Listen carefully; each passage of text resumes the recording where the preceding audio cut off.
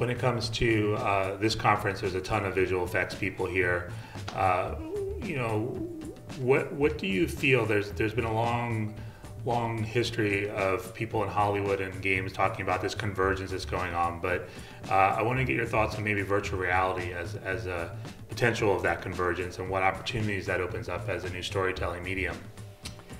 I mean, I think virtual reality is going to be, very,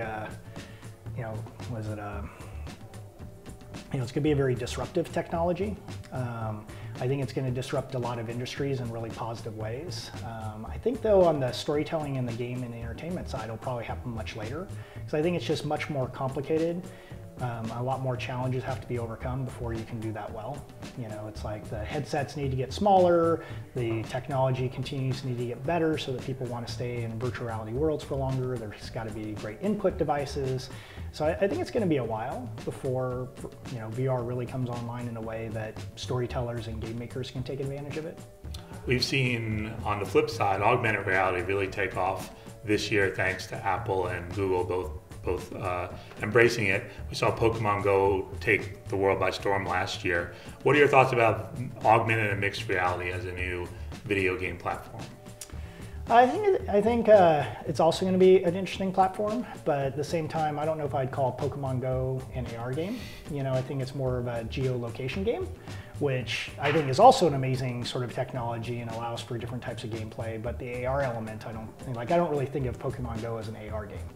As far as AR goes for gaming, that one I don't know as much. I think like many people, I'm very curious to see what Magic Leap is doing.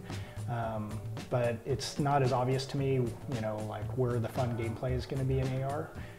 But I'm sure once you start combining augmented reality with like ARG type of games and those types of experiences, like maybe something like escape rooms would benefit a lot from AR or those types of activities.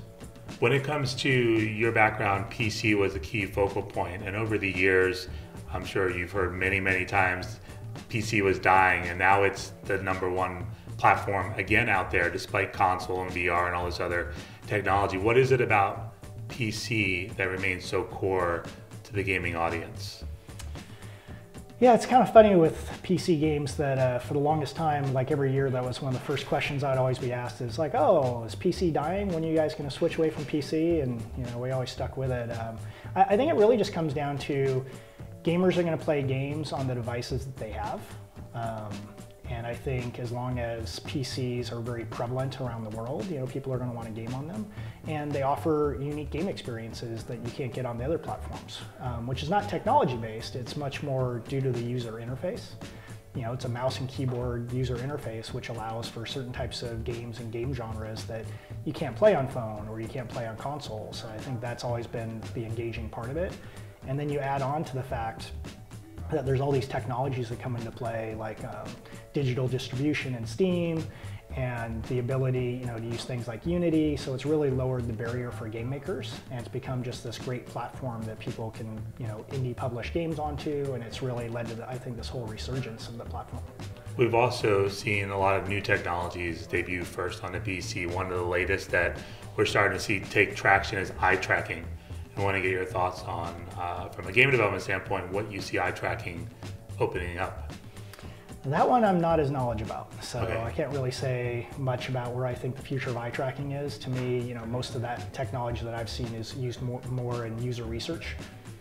Yeah, right now they're also using it for esports, being able to track the eyes of the pros for other people to learn from it.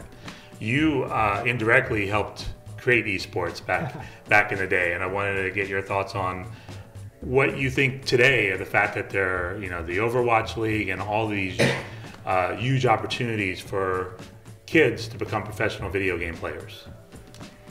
I think it's pretty exciting. I think it's great that we're seeing that whole ecosystem continue to mature, and like obviously I'm, as being kind of a part of the games that have created that, it's always been wonderful kind of seeing not only players but also game developers be able to kind of make games for competitive games and just for a competitive gaming scene to be become relevant.